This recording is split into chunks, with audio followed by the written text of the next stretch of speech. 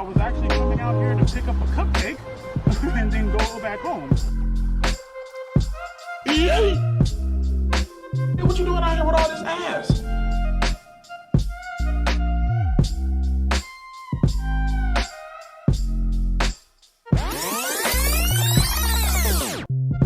What the dog doing? Robin is my goddamn queen and she step on my fucking nuts, okay? Which I did like. I like that. People been needing to die. I'm sorry. I like to see people die. Give me here.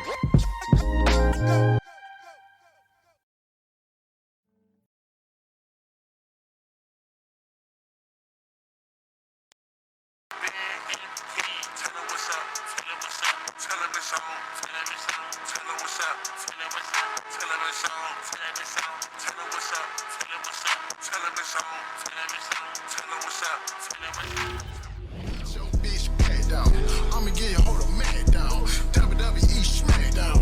Yeah, I'm talking raw, nigga. Beat your bitch raw, nigga. Yeah, all in the jaws, nigga. I don't let her jaws. Beat your big face up.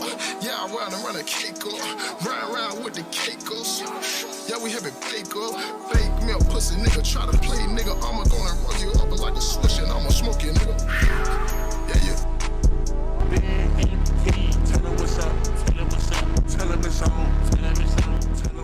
It's time. It's time. It's time to talk about it. I'm sorry. I'm sorry. I didn't mean to do that. It's time to talk about Tokyo Ghoul.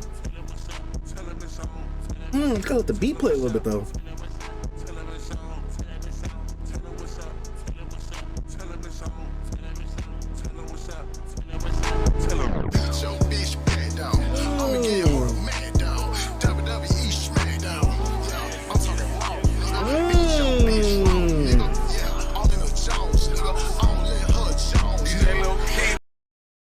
Yes, sir. It's time. It's time. It's time to talk about it. It's time to talk about it. First episode of the Manga Book Club, or first stream / video of the Manga Book Club, depending on if you're watching this on YouTube or if you're watching this on the Twitch side, obviously. What up, Twitch people? All the people right here. Big shout out to my boy 0125 for resubscribing and for the W TikTok that he made today. Made a W TikTok. Owen Boruto is a mid, it's a L, but we'll excuse that. Still a W TikTok. W content from that boy. Then we got SX Rico with the Prime sub. Yes, sir. Yes, sir. That's what I like to see. But Matt just subscribed to Daddy. Yes, sir. Yes, sir. 5 months. 5 months. Yes, sir. That's what I'm talking about. But we gotta talk about Tokyo Ghoul. If you guys are not hip to what we are actually discussing, if you're watching the YouTube playback, then obviously this will be explained a little bit. But this is going to be the first go around, so things might be a little clunky this stream, but today we will be discussing Tokyo Ghoul, the first 39 chapters. No, it sounds like a lot, but it's a weekly series. It was a weekly series. So, 39 chapters, first 4 volumes. What the fuck is lint? But yeah, first 39 chapters, first 4 volumes. We will be discussing it. This will be part of the Manga Book Club that we are hosting within the Discord. And also, if you guys don't know, if you're not part of the Discord, exclamation point, open Discord in the chat. Thank you for the 100 bits, Tycho the Psycho. Yes, sir. But yeah, highly appreciate that. Are we on a hype train? That'd be nice. Oh, yeah, we are on a hype train. Highly appreciate that, my boys. Highly appreciate that, my boys and girls, whoever's watching. But yeah, like I said, this is going to be a little bit clunky because this is the first time we're doing this. We're going to really see how it goes. But initially, we're going to, I'm going to give a brief summary of what happened in these chapters. So if you have not read chapters 1 through 39, don't watch the stream or put the stream on mute so that way you can still help your boy or still support your boy with the view. But dang, there's something in my eye. But it's gonna be clunky. We're gonna get the summary. We're gonna talk about what we like, dislike, and people. We can have our disagreements. We can have our debates. So we'll just see how it goes. We'll all give our opinions eventually on Tokyo Ghoul. And if you want to be heard, obviously you could be in the Discord, which I am about to start the event itself in Discord. So if you're not part of the Discord, make sure you're part of the Discord. I just started the event. It's a live event that's happening in the Discord right now. I see my boy Cass has already joined it. But yeah, you guys should also hear me on there and hear me on this. So if you are like listening on 2 different devices, make sure like you have like headphones in one of them. That way, like I won't be heard twice within the stream already as it is, or there won't really be an echo like that. So yeah, like I said, we'll all be giving our thoughts. My Sage Nights will help me be able to put people in and out and things like that. So yeah, Tokyo Ghoul. Let's go ahead and discuss it. Let's talk about it. Let's just get right into it. Let me do the stream marker so that way whoever is watching the playback. Highly appreciate that. Gio loves Chase. Highly appreciate that. Love that. Gio loves Chase. What? But yes, sir. But obviously we all read Tokyo Ghoul if you're in here probably, or you've probably just want to talk about it. Tokyo Ghoul starts off with this character named Ken Kaneki. And they explain in the first few chapters, well, the first chapter, that, you know, they live in this world of ghouls where ghouls are these things or these creatures, these beings that look just like humans, but they actually eat people. In order for them to survive, they got to eat people. Or later on, that we figure out they drink coffee or they have little sugar cubes and things like that, just like what Ken usually uses so he could kind of mask his hunger, as they say. But basically, they live in this world of ghouls. They can't distinguish who is a ghoul and who is not unless, you know, they had the hunger tendencies, the kagune and all that type of stuff. So, by the way, if I say stuff wrong, my bad. My bad if I say stuff wrong. I remember I watched the anime a few years back. Like literally like a couple years back, like 2 or 3 years back. Watch the first season of the anime just to give you guys a brief like view of how I think about it. Watch the first season. Everybody praised the series. I thought the anime was mid, honestly, but I heard a lot of stuff was left out of the actual anime itself compared to the manga. And I read the manga and I didn't get past anywhere that I was in the first season. And it's not bad. Tokyo Ghoul to me is not bad. It's not the greatest thing since sliced bread. I'm not gonna say it's the greatest thing. I'm not gonna say it's peak. I know it's a lot of people's personal favorite. I don't think I know anyone that ranks it like number one. But yeah, Tokyo Ghoul, overall, Ken Kaneki one day goes on a date with this girl that he's been eyeing at the coffee shop. He reads books. She reads books as well. He's a little pretentious, but she reads books. They go on a date. She catches him at night. Catches him lacking in the alleyway. I don't know what she was doing. She was trying to finesse that boy off his skin because she was trying to eat him because she was a ghoul and hiding. Then mysteriously, these steel beams fall on both of them, causing Rize, the character that he was with, to die, and causing the surgeons or whoever picks up Ken to transplant Rize's organs into Ken Kaneki. I hope I'm saying the name right. Ken Kaneki. Or Ken, it's Ken Kaneki, right? Or Ken Kaneki. It's one of those two. But yeah, transplants it. He becomes half a ghoul. Like literally one of his eyes could go ghoul and the other one is still normal like a human. He wears an eye patch and all that type of stuff. And now he's trying to get accustomed to ghoul life, which he is taken up by Yoshimura, the coffee shop owner, the coffee shop manager, and Toka, or her name is Toka, right? Or Toka, the girl that kind of like brushes him off. I think she an edgelord. I think she a bit of an edgelord, but we'll get into that. I understand why, kind of. I understand why a little bit, kind of. But then after that, he starts learning about some of the people who are ghouls, can't believe in that they're ghouls. His friend Hide, or Hyde, is friends with a ghoul at school. Nishiki, whatever his name is. Nishiki, who also has a human girlfriend that they're keeping secret. They're keeping their relationship secret or whatever.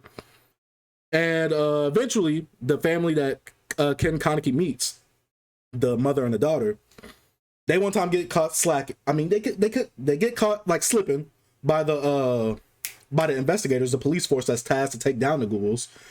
It gets caught slipping. Mom dies. Tells the daughter to run.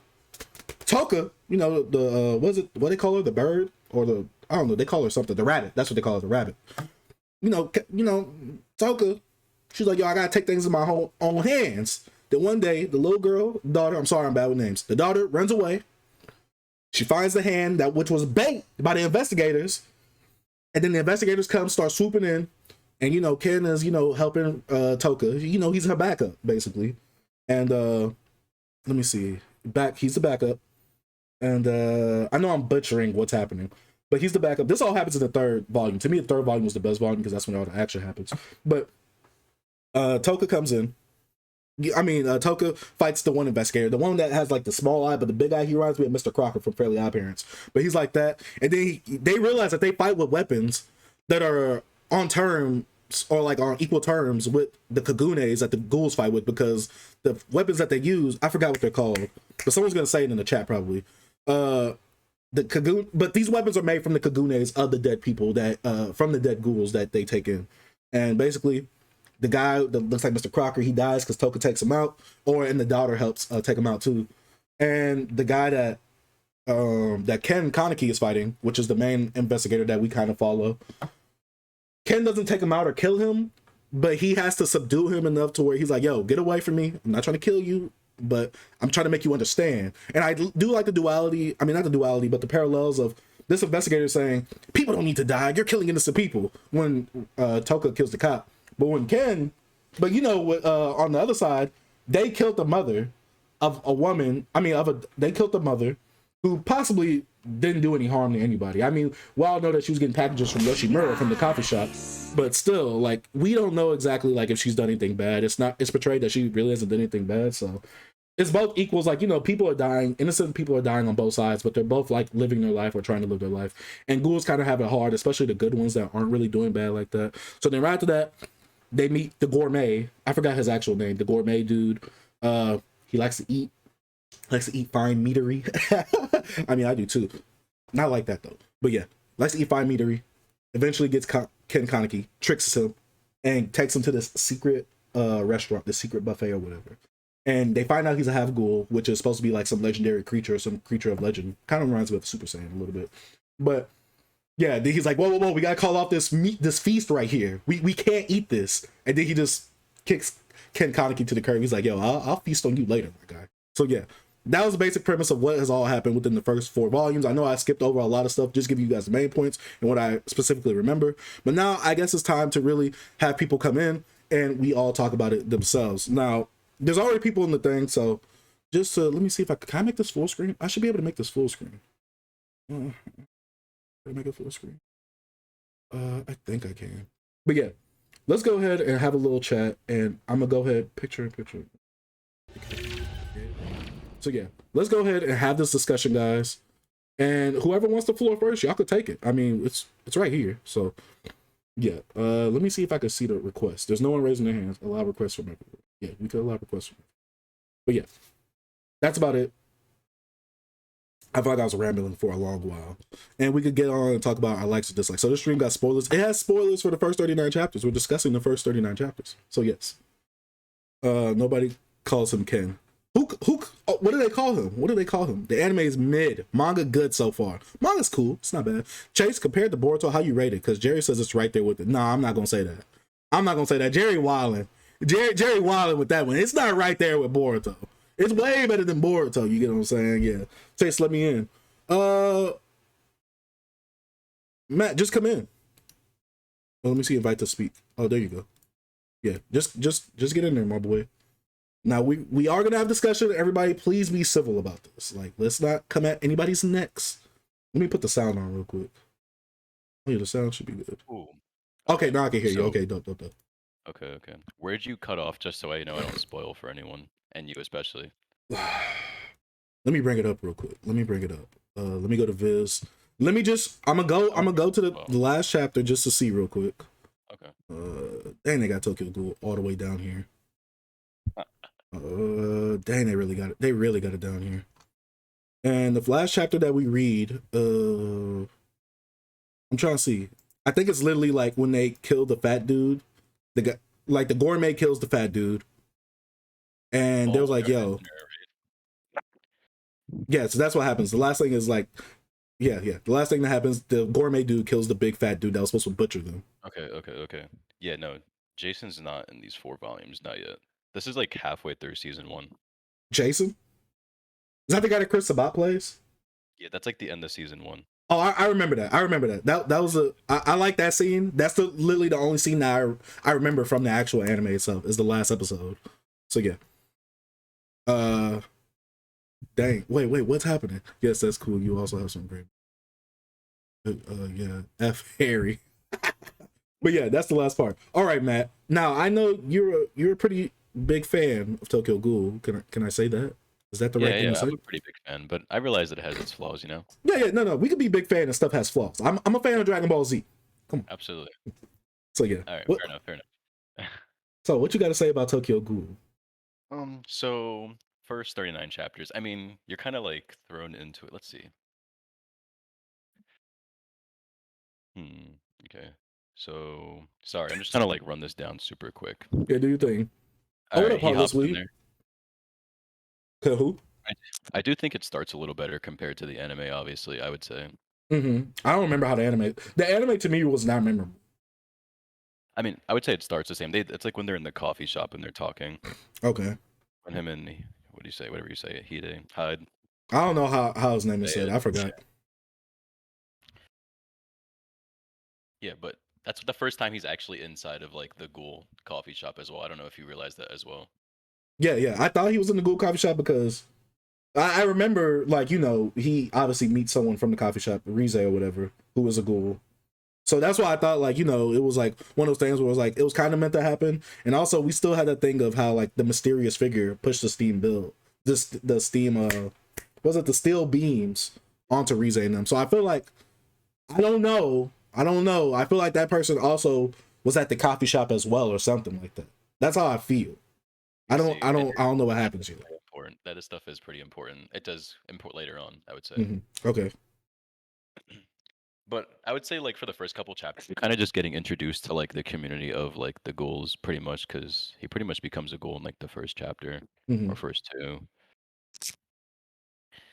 I wouldn't say there's like any like super likable characters at the beginning because you know it's kind of like a TR delivery, you know, super weak character trying to like adapt to the world or just like change the world, but he's like super weak, you know.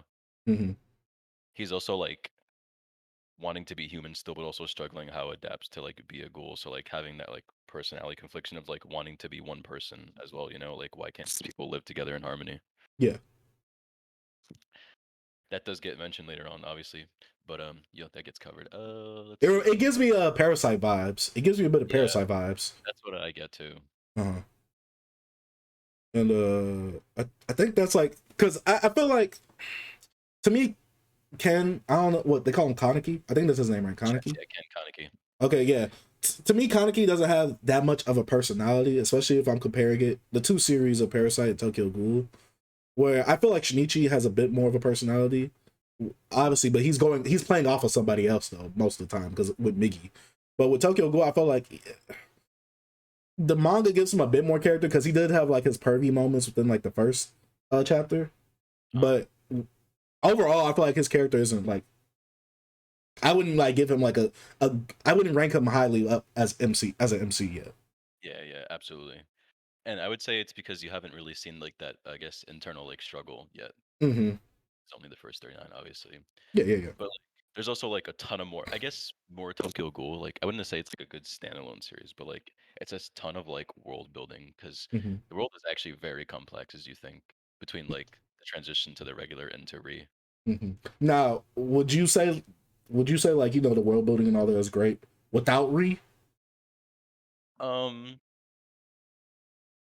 I would say yeah, but it wouldn't like make sense, you know. So maybe it wouldn't be great. I guess depends on the person, you know. All right. And I don't know because we kind of obviously talked off screen about this. Well, we haven't. I was talking to Jerry, and Jerry was telling me some of the stuff that you said. Now, is Re like is it like? Oh, let me see if I can explain this well enough for you to be able to understand.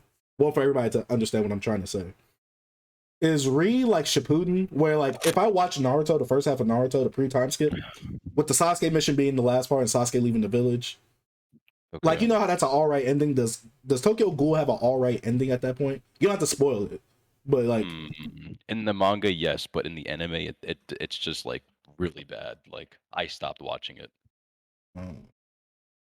Okay. Like I did come back to Re eventually, but like when I first initially watched it, I did not watch Re because the ending was so awful for the second season.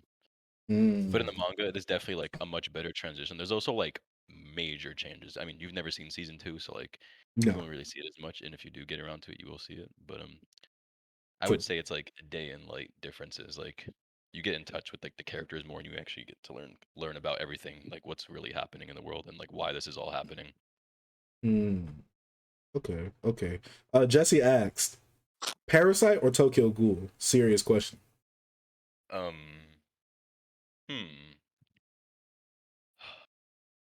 That's tough. I would say Parasite. Okay. I mean, Parasite's one of my favorite. Parasite's one of my favorite series, so I can't answer that. I'm too biased either way. I would say like strictly like non-biased, definitely Parasite.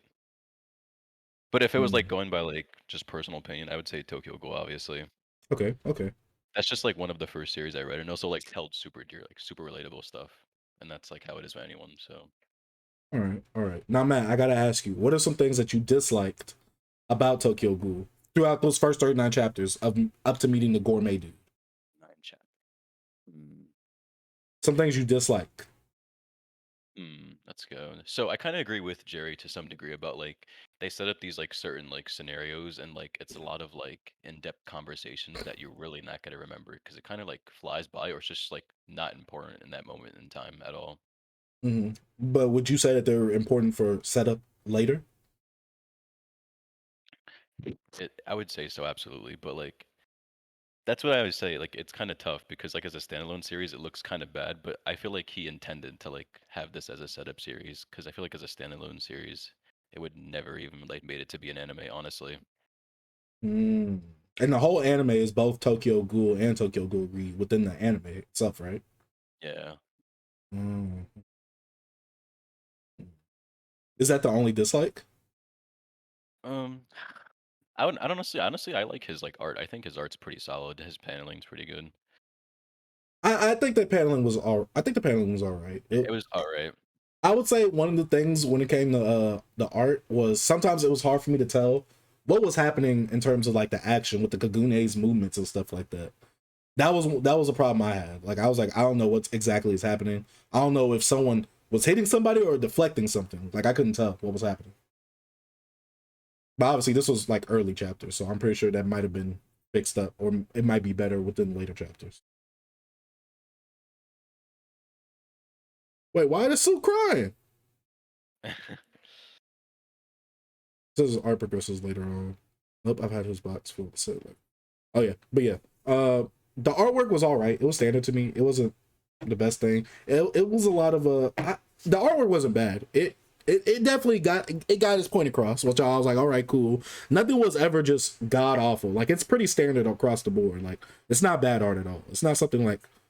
Sadly, I gotta reference this. It's not anything bad like Boruto. I mean, Boruto's art is bad to me, but I don't think the art was bad. I enjoyed it in a few panels. I enjoyed some of the panels where it's like Ken Kaneki having his little struggle with his little eye thing. I kind of like that. I like some of the other. Oh well, should I get on and explain myself since my opinions keep getting referenced? Yes, you can. Also, one part I really enjoyed is when they snuck into the offices of the people. That was like not in the anime at all actually. They like cut that out completely. What officers? When him and Toka go into the this detective's office who like go after ghouls. Oh, when they was giving them false information about where the daughter was.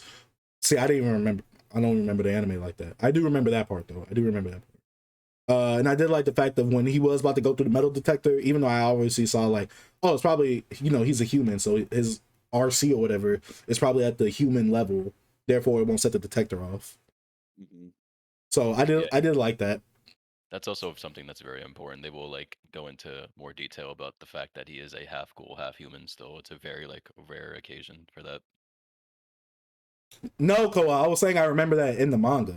I said I don't remember the anime, so I wouldn't remember if that was in the anime or not. That's what I'm saying. Like I wouldn't have remembered that if they left that out.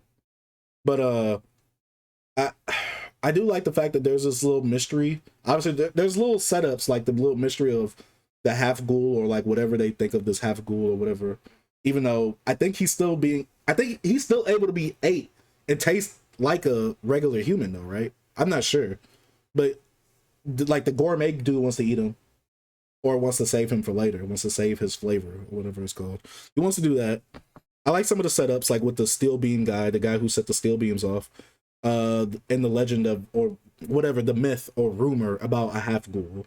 Since I know they have like different wards, which I know that would probably be touched upon later, maybe in Re or maybe later on in this Tokyo Ghoul. I like the fact that they, they separate the wards and all that. Like, oh, the 20th ward is the coolest ward, the friendliest ward, and the fact that Rize was now taken out, and obviously Ken Kaneki has it, things are kind of like disrupted within that ward.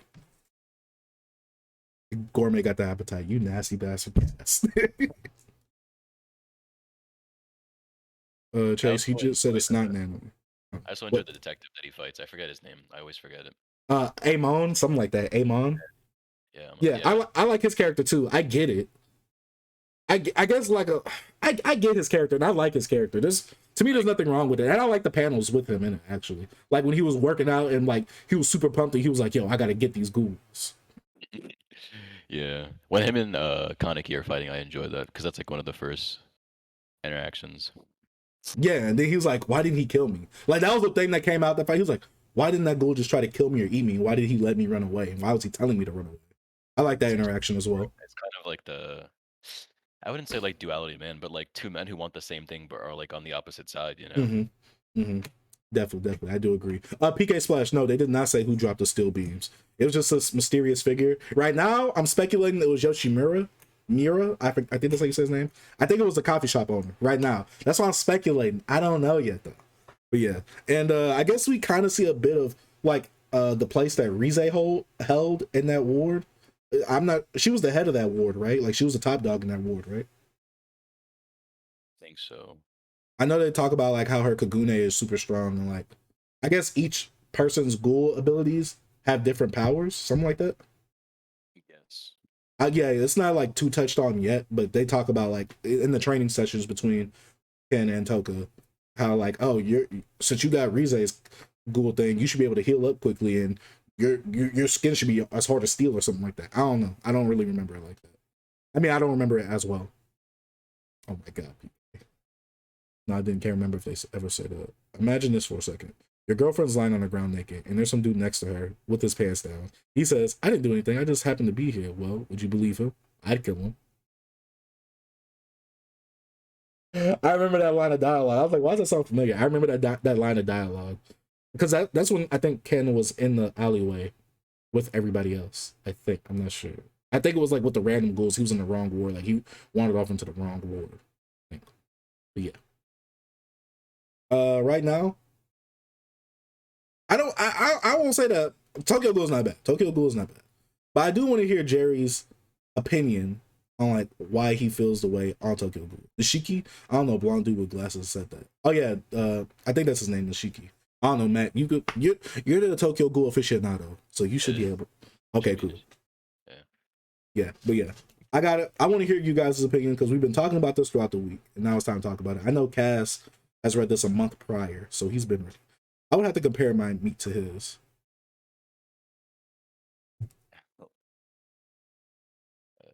God dang it, PK. God dang it. But yes. Then, oh my God. But yeah. Yeah, if anybody else wants to jump in, they can. I mean, okay. Like to speak. Yeah, I would say the first 31 chapters is like, it isn't like important stuff, but like it's gonna be important as like it continues on because it all seems like very abstract stuff right now that he's introducing. Yeah, that's definitely what I would assume because that's kind of like I don't want to compare it to One Piece where it's like some stuff you're given, you're like what, but then it plays a part later on. So I don't want to compare it to One Piece, but yeah, I can completely get it. I'm just hoping it's not like Jerry was saying or someone else was saying like useless or meaningless like or boring dialogue, whatever it's called. Why is Jesse saying 39? I did not say 39, Jesse. Did I say 38? I would have said 36. Oh, yeah. If anybody wants to talk about it, debate it, or whatever, the floor is everybody. I don't want to debate. I just want to hear Jerry talk. Oh yeah, yeah. Yay! Can y'all hear me? Yes. Mm-hmm. Son of a bitch. Okay. What? All right, let's talk. Okay. So I read the first 39 chapters of Tokyo Ghoul. Just like we all did. And let's set the setting here for everyone, just so they know where I'm coming from here. I have never watched Tokyo Ghoul. I watched like an episode of it when it first came out. I thought it looked really lame, so I just bailed on it. I dropped it. I tried a second time. I rewatched the first episode a second time when I was in college, and I told myself, okay, I'm going to try it one more time, and I just did not enjoy it again. The second time I tried to watch the first episode, dropped it again, and finally, a couple months ago, I decided to I decided that I was going to read it because everybody who has ever watched Tokyo Ghoul, read Tokyo Ghoul, right? You know, they say you can't watch it, Jerry. That's shit adaptation. But I was like, okay, I'm going to read it. But I didn't know when I was going to read it. I was like, I'll do it eventually, right? And at this point in time, you know, I know a lot of people who like the series, but obviously my wife read the whole thing and she really did not like it very much. So now, obviously is this because I was like, okay. of expectations set by others or her going in? No, I think her general disdain for the series was mainly just that she found it to be boring, contrived, not very interesting, blah, blah, blah, blah. You know, she had a lot of different opinions on the series overall, which I think I found pretty interesting hearing her talk about it. But, you know, but she powered through it. She read the whole thing, mainly because she kept thinking to herself, she was like, well, people really praise this manga, so there's got to be something. There's got to be something in there. So she powered through. So I was like, okay, I'm going to read it. I got to give it a full chance. So finally going into this read for our book club, I was like, okay, I'm going to give this thing my 100% attention for a week and see if I can power through the first 4 volumes and see where we get, right? Because I didn't realize the first 4 volumes is actually not that much of the manga. Which I don't know if anyone knows that, but it only, or of the anime, sorry. Because the first season of the anime covers like 70 chapters or some shit, which is like wild to me. I don't know. Do you guys know this? Yeah, they said that a lot of stuff was cut out from the manga. That pacing is just like I was gonna say breakneck. because it cut out too much stuff. I mean, it had to have to get through it. Okay, so I sat down. I said, Jerry, let's give this thing a shot, a genuine shot. And I just recently read a pretty brainless shonen. I just read Soul Eater the other day, and I really enjoyed it. I got through the first 4 perfect editions, and I really had a good time. But I sat down and I tried to start reading Tokyo Ghoul, and I gotta admit, the immediate first impression on the first page was instant distaste. And you guys can debate this, but I think it's one of the worst written pages in the history of manga. And Chase, you should pull it up on the screen. Yeah, I'm about to. I feel like the first page of Tokyo, just the first page, not the first chapter. I feel like the first page is one of the most silly first pages of a manga series that I've seen in so long, especially for a series that's being promoted as a seinen series, which means that it's being mainly focused for older male audience members. Make it 1 page, Chase, instead of like 2. Oh, or just move yourself. That works. And so I just feel like everyone should read this first page, because oftentimes, right, with the first page of any manga, I'm going to try not to like totally deep throat this, but whoa, sorry, but just hear me out. Hear me out. What do you guys think of the first page of a manga series should do? Like if you were to be like in a store, like what is the expectation of like the first page of any manga when you pick it up to take a look into it? Like what do you hope to get out of like a first page, right? That I don't know. I'm curious of the group. What's your expectation when you read the first page? Okay. You guys can go first. I'll go last. Yeah, let's hear it. Who wants to go first? We got a group in here, so yeah. It's Cass and Owen, and is it Cass, Owen, and Matt? Is that who's all in here? Yeah. Okay, Cass, Owen, Matt. I'm curious. What do you guys think when you think of like a first page of a manga series? I guess something that's gonna like, I don't know. I think. Let me look at something. I think Chainsaw Man had a very good first page. I feel like something that's like gonna hook me or like right, make me want to keep turning. No, I totally agree, Owen. Hook me is a good word for it. About the how it kind of is kind of weird for Tokyo Ghoul. Right. I can't find Chainsaw. No, wait. Okay, so while Owen's trying to find what he's trying to find. Okay, my thing is, when I read a first page or something, obviously for everybody, it's to hook somebody.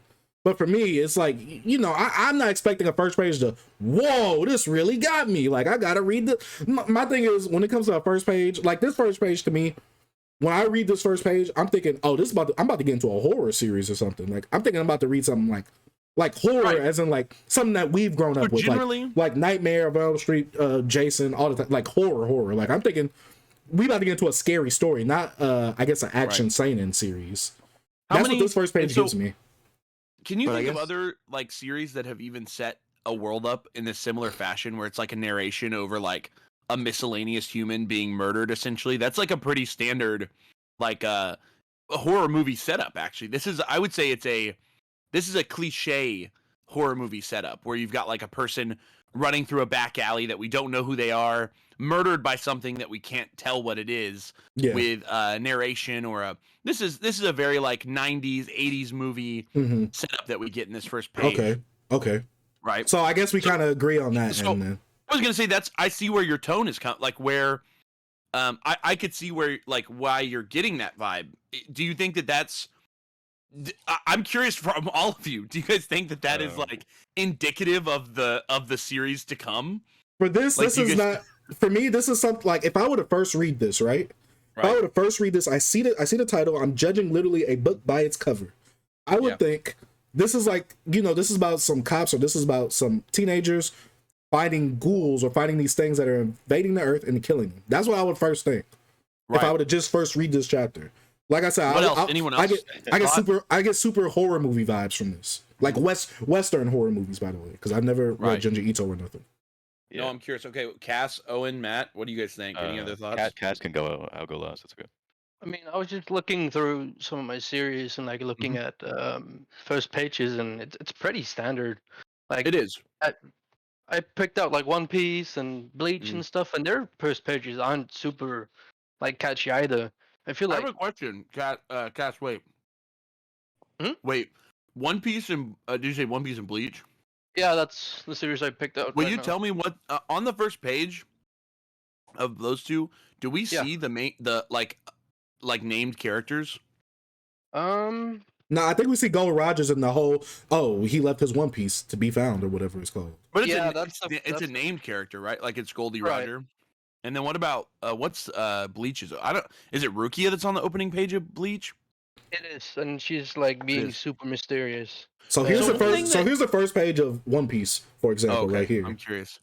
I guess so. One thing that took me aback by this series is that the opening page, they aren't characters. There's no connective tissue to the world that we're about to get into. So One Piece, I looked at Demon Slayer and Attack on Titans the other day when I was thinking about this. There's no connective tissue in Tokyo Ghoul's opening page. It's just narration set over like a blank, it's characters that we don't know and we'll never know, at least not in the first 40 chapters. It's a random encounter. It's a random encounter. And I think for me that kind of took me back because I'm generally used to manga in their opening page sort of whisking you into the world that you're about to get into. They're supposed to be kind of pulling you in. Yeah. And so when I opened Tokyo Ghoul, I was like, what the fuck is this? And I think I was just kind of like taken aback because I was like, oh, these are just random people. And I think flip to the next page for me, Chase, because I want to say for Tokyo Ghoul. Yeah. Okay. I'm trying to say, do we see Ken immediately after? We get like a chapter cover, and then we get Hide and Ken, who is faceless on this first page. We have Hide taking the main stage when it comes to talking and hearing the news. And we still have Ken as the background for some reason. It definitely makes me wonder what Ishida was thinking when he was setting up this composition. And I don't know if it was... okay, so let me ask you guys this. I want to ask all of you guys this. So, like, when I think of, like, good main characters in shonen specifically... I know this is a seinen series, so I don't want to, like, play too much into like shonen tropes, but I do think Tokyo Ghoul plays with shonen more than I thought it was going to. Does that make sense? I don't know what you guys think, but it kind of crosses the border between seinen and shonen to me. See, that's why I was telling y'all like last night, obviously off stream. I kept thinking this was a shonen because this didn't give me like you said, older, mature vibes. But also, when I think of a seinen, I think of Berserk. I think of something like Berserk or Vinland Saga. So Tokyo Ghoul, yeah, exactly. So this was giving me more on the shonen side than it was on the seinen side because I didn't really see stuff that really, to me, aligned with seinen content compared to shonen content. Would you I would you think say it's just the Attack on fact that they're Titan is eating a seinen? people that like. What happened, Matt? What'd you say, Matt? Would you say AOT is a seinen? Yeah. No, it's a shonen. That's a shonen series. AOT. Okay, if I would have just okay, watched AOT and I did not know what the demographic was, if I had to judge the demographic, I would think to me later on, like at the beginning, it starts off as a regular shonen to me. It starts off as a regular shonen.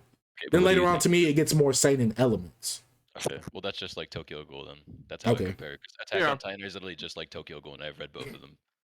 Okay, well, yeah. But I think this is. I actually think that now that you bring this up, I think this is a great representation for Ken Kaneki, a character who does not stand out, who just seems dull, who's in the background. I think this is actually.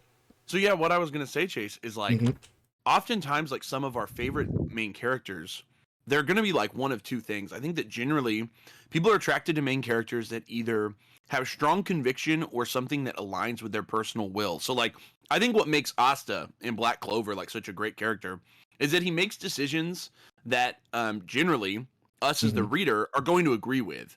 You know, he does things that we want him to do because obviously he's going to whoop the shit out of this bad guy, or he's going to beat the fuck out. You know, he's going to uphold values or morals that align with us. On the flip side, other great main characters can sometimes be ones that are conduits for us as readers, ones that allow us as readers to put ourselves into these circumstances.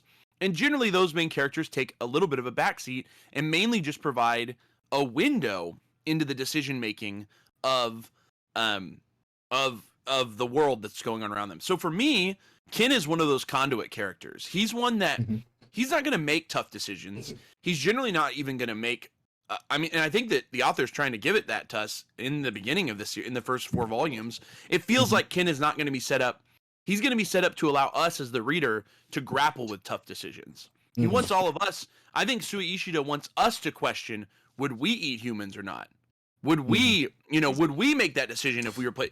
And if Ken makes those decisions for us, it's going to be more virtue signaling as opposed to trying to make us grapple with tough questions. But for me, that falls super flat as a characterization. So would you say he's kind of like Gohan from Dragon Ball Z?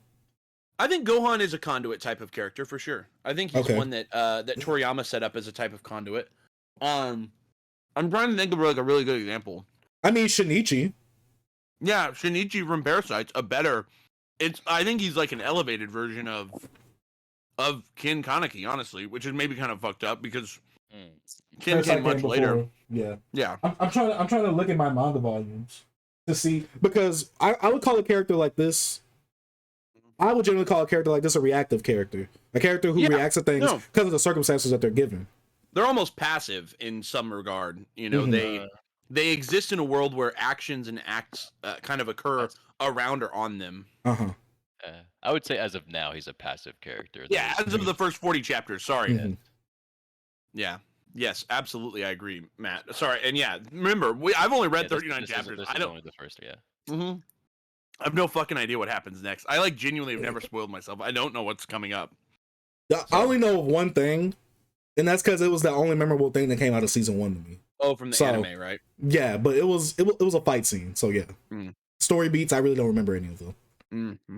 Oh, also Jesse wanted me to read this to you, Jerry. Why? From the first page of Me and Roboco. The year is 20XX. Ultra capable AI powered robotic maids called Order Maid go on sale. Owing to their tremendous versatility, Order Maids are instant worldwide hit. But the biggest reason for their popularity is they're cute. Damn. Wait, that's a good first line. I kind of fuck with that, like low key. All right, guys. So today, that's the end of the book club because Jerry likes that, but not the first page of Tokyo Ghoul. No. That's not terrible. Okay, that's not terrible. But I don't like that at all. I would have to see the pictures. I'd have to see the pictures that go with them. Okay, let me see if I can find this then. Me and Roboco is also like. Me and Roboco is also like a fucking. It's a gag manga. I don't know if they're really the greatest comparisons. It's like comparing fucking Billy Madison to goddamn I don't know, the Dark Knight. The first panels are cute. Jerry, I know you did not just what? Let me see. Do we have the first panels are cute doll made. Oh, it's a pretty cute cute. doll man. Or robot made. Oh, Bro, here goes the first page of me and Roboco. I kind of fuck with that low key. I swear to God. I swear to God. Tokyo Ghoul is way better than. Then again, I've been on my horror binge lately, so I kind of like. I like that setup. I've been in my horror bag lately. I just think this is not a terrible first page for a gag series. It's actually funny. The setup's funny, and the actual punchline, the fact that they like them because they're cute, is like low key not a terrible punchline. I mean, like it's actually kind of funny. Because clearly the punchline is going to be that this kid, this motherfucker in the bottom left, who knows what his name is, but my assumption is that his just like me. His maid's not going to be cute, just based off the cover, right? His maid's definitely going to be a fat, ugly bitch. That has very strong calves. She has some very strong calves. Mm-hmm. But so I don't know. That's not. I'm not saying that one is better than the other, but I don't think Me and Roboco's is terrible for its genre it's in. I don't think Tokyo Ghoul's is terrible either. I just don't think that it's as strong as I was expecting. Okay. I think that it also is a bit. It's a bit. And I mean, it's like the word I use. It's cliche is the word that I would use. It's a very cliche opening page, because it takes. It's not genre. It's not genre defying or even genre. Kind of looks like Courage the Cowardly Genre Dog. setting. I'm not gonna lie to you, dude. Yeah. Oh my god. Oh damn. That's a good. I needed to go back to the first chapter. I didn't realize old dude was in the first. He was serving them at the Ghoul Cafe. If you upset at Jesse, you've surpassed the border, dude. You can't go any further. This is Jesse said Tokyo Ghoul is better than Me and Roboco. Oh, I mean, it probably is. I can't imagine that Me and Roboco is like better. That would just be a really tough argument to make because obviously they're two different genres, two different series. I wouldn't say his art's very enticing in the beginning. It's kind of like reading AOT. Oh, it's weak. Yeah, he actually is pretty. He gets way better by about volume 2 or 3. He like improves substantially as an artist. To me, it's standard. Like it's not bad. Yeah. It's not like something like we always keep referring to. It's not something bad as in Boruto. I think. To me, I like this art way better than Boruto. To me, Boruto, it just looked very Jerry, why are you making that noise? I just think that some of his artwork in the early parts are a bit. The word that's often the characters just appear a bit like off model. He gets much better by about volume 2 or 3, but in the first volume especially, there's lots of shots where the eyes and faces and heads are all a little bit too long or too like their oh my god, what's the word? Their proportions are a little wonky. And you can kind of see it even in like kind of flipping through this first chapter. Mm-hmm. It's just, I mean, I think he gets a lot better by about volume 2. But I also think I read at the end of one of the volumes, he said something like he wasn't working with assistants or something. Maybe I think I read that in one of the. Go to the end of volume 4, Chase. The end of volume 4. Mm-hmm. Like the very last page of chapter 39. Mm-hmm. God dang it! Come on, open that up. But I thought he said something like, "Thank you for those that you stuck with me through my no assistant phase," or something like that.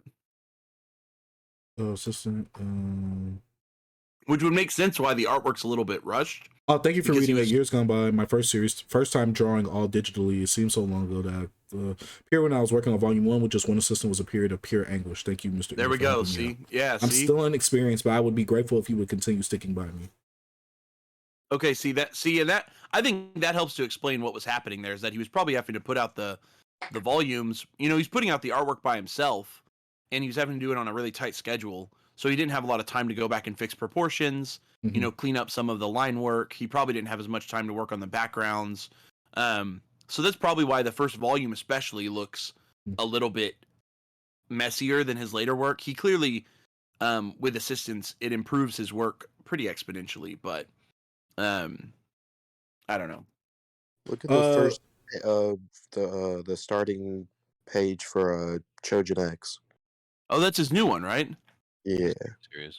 This is distasteful if I've ever seen it. You guys like Trojan X? I haven't read it yet. I haven't started reading it, bro. I'm telling you, man, read Awashi. That's all I'm gonna say. Is Trojan at the top?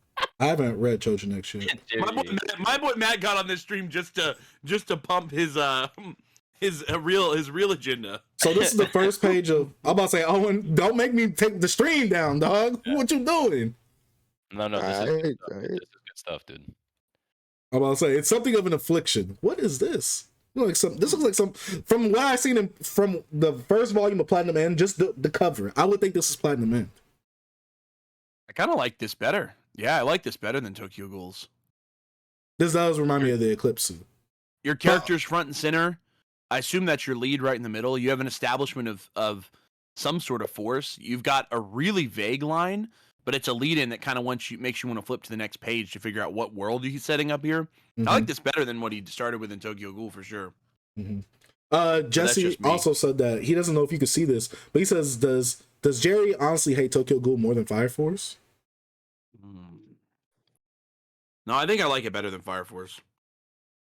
Dude, that was do or die answer right there. I'm not gonna lie. All right, yeah. I mean, I don't know. I think that I just like the aesthetic of, I don't know. Tokyo Ghoul gives me like horror Halloween vibes a little bit, and I kind of dig it a little more than Fire Force. Now, now you got me on my mind of thinking like it could have been a nice little horror series, especially with the name and the first page. But now that I'm looking at the first page, I'm like, shifts. Tokyo Ghoul shifts from like, it really becomes just like a really standard battle shonen by volume 3. It started to really feel that way to me. Like, where at first there was kind of like this, I will say volume 4 then it kind of shifted back towards where I thought it was going. So maybe there's hope that in the next couple volumes, it'll be a little more darker, fucked up and shit. But the battle with the homies, I can't think of what they're called. The battle, you talking about the battle with the investigators? Yeah, the Ghoul investigators. The two fights between Toka and the dude who, the shitty like. Oh, yeah, not Amon. Amon is the good one, or the all right one. The one who dies. Yeah. I forgot his name. What'd you say? Isn't it Motto? Like Motto. Yeah, it's Motto. Yes, It's Motto. Yes. Thank you. That I just felt like that was super shonen. Like that setup was super shonen for both of them. I mean, I don't know. It just felt very like simple, I guess is the word I would use. But it did make me kind of curious what the like future of the ghoul powers are, although they're a little like all over the place for me. Like the powers are just sort of random. I don't know.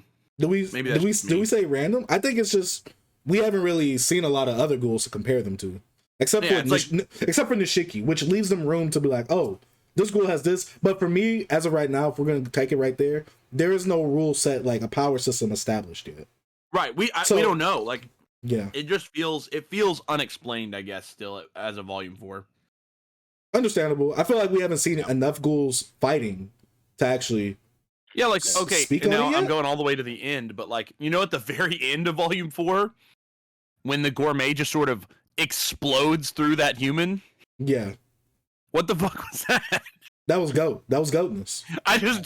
That's what I would do for my piece. I would do that for some canes. I mean, you would, Canes, please sponsor me, by the way. Please sponsor me, by the way. But that's me. Like, Jerry, if you was in front of me, dog, you would have to die. God, you'd be busting my No! You crazy for that. No! Oh my god. Yeah, I was just surprised that he was able to randomly exhibit like massive power like that. I guess. Yeah, I understand where you're coming from. I don't want to use the word random too much, but the powers literally just feel random right now because we don't have enough world.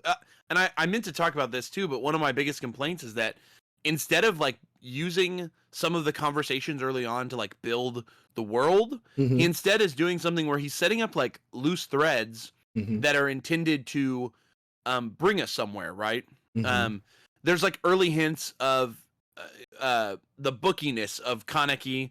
So clearly one of the most recent revelations at the end of volume 4, he can consume information from books and put them to use really quickly, right? So this is like a kind of a revelation that's kind of been being set up throughout the first part of this series. But like a lot of the conversations feel very hanging, and instead we could be spending some of that panel time, some of that development time, like building out the world a little bit more. I think that we're 40 chapters in, like the power shouldn't be random anymore. Like, you know what I mean? Like there should be some basis to what they're doing.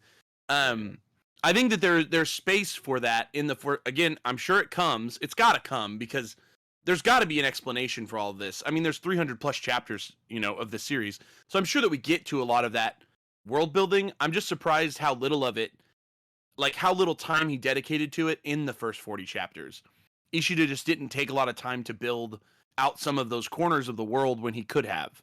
There were certain things that I'm like, you could have set some of those plots up a little bit later. You could have set some of those hanging threads up a little bit later, because a lot of his hanging threads haven't been resolved yet. And I'm really scared, like you've been saying, Chase, and I was being genuine.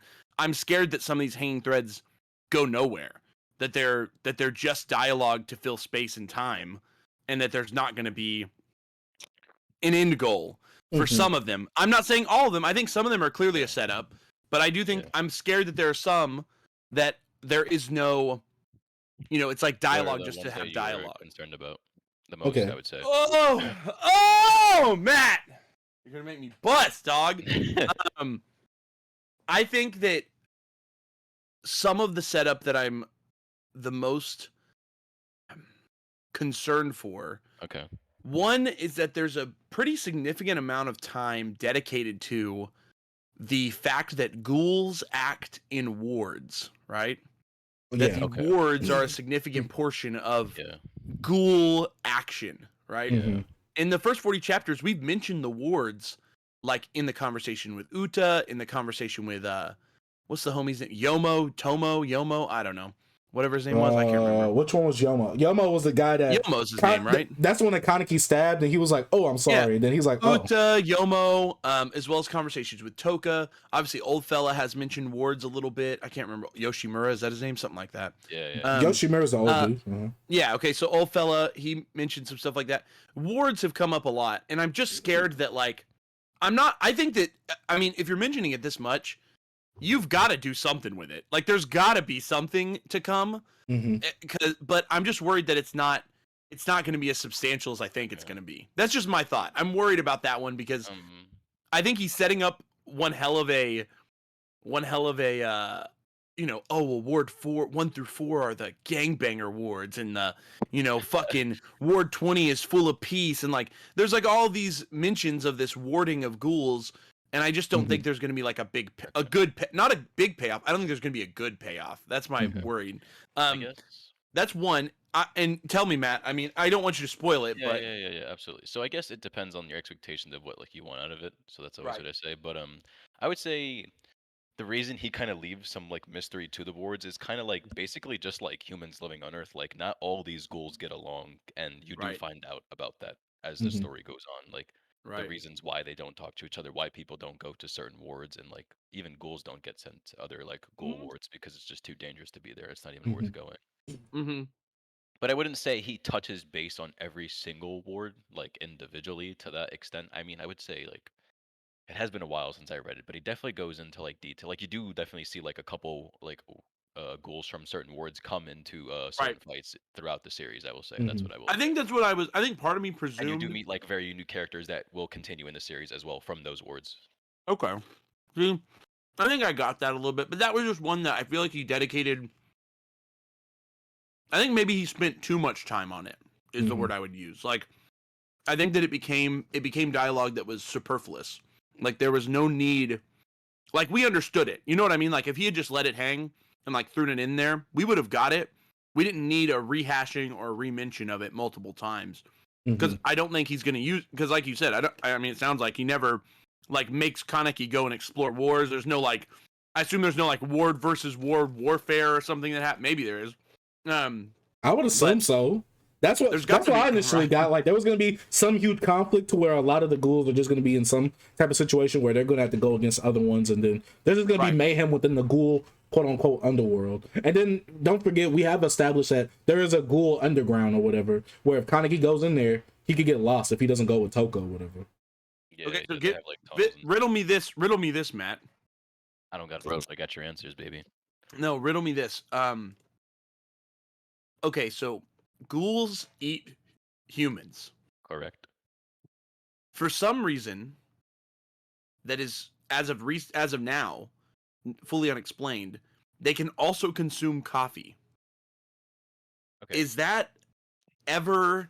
Those sugar cubes are made of something actually. And No, I remember the sugar cube.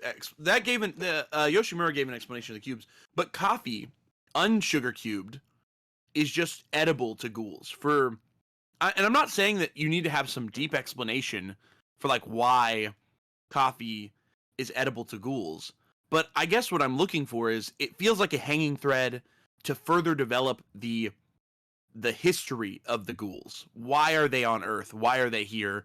What, where did they come from?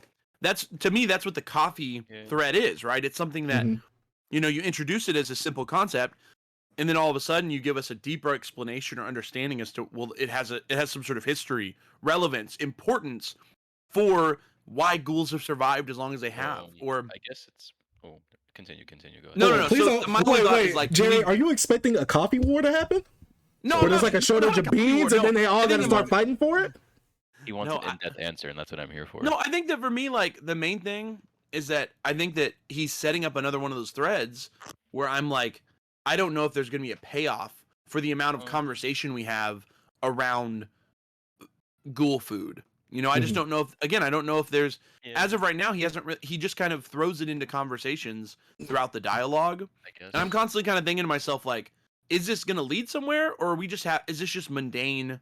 The word I keep using with this series is like the dialogue feels mundane, which essentially means that like it's superfluous. That's another word, like unnecessary. Yeah. Especially through being more than enough. Thank you, PK. Sorry. I don't know how to explain that without Yeah, don't spoil it, but okay, I'm not gonna spoil it. So I guess do you feel like the ghouls, I guess my question to not spoil it, do you feel like the ghouls are a fleshed out like race by the end of the series? Yeah, I would say so. Yeah. Okay, then that's all the answer I need, I think. I was gonna say like the coffee, like it's also important, extremely important to recognize that ghouls aren't allowed to eat human food. They can still like drink normal drinks. By the way, like so I guess that's been established so far. I mean, that's kind of pretty much the intention because they don't never like throw up any drinks when they're drinking anything. Like But I think the only thing we've seen them drink is coffee, though. I think so far. No, I agree with you, Chase. As of chapter 40. We really have only seen them like actively drink coffee. And really, the only one that really does it is Ken. Like that's the only one we really see drink coffee. Obviously, we understand because he doesn't want to eat a human. But he's the only person that I think we really see drink coffee. I don't think we've ever seen a little girl eat. We never. I mean, I think we maybe have seen Toka do something, maybe. But I think Ken is the one. I think Ken is the one who needs the substitutes the most, obviously. Yeah, so I guess I would say the coffee. We did see the girl eat, the little girl. Hinami, we did. Hinami, yeah. Oh, I thought they just brought her the food and we didn't see nothing after that. I wouldn't say really. Because remember Ken walked in on her for like a second? Yeah, he did. Oh, yeah. So I guess I'm looking at the coffee as a different way compared to you, Jerry, because I see the coffee as for an attachment for these people to hold on to their humanity. Because although they do like kill humans to survive, like they're not like other ghouls who are like viciously killing humans to like just survive for this. Like they do want to reduce their like the minimum of like what they do to humans, and like you do find out like I don't know if you guys got to the part where they find out like where you get the humans from as well. I think as well. You said why the humans? You're talking about the ones that jump off the cliff and yeah, like where they get the dead bodies for the humans. Like they don't go out and hunt people; they get like dead bodies already. Yeah, Yomo and generally Toka go and collect dead bodies from a suicide cliff. Yeah, so that's kind of like how I see like the whole coffee and like food thing. Like they have to survive, but like it's not like something they wanted to do. It's something that they were forced to. So like they have to do it, you know. So they try to like, reduce the risk to like the human population. My third thread that I want answered, or that I'm concerned about, there was a pretty expeditious amount of time spent. Expeditiously?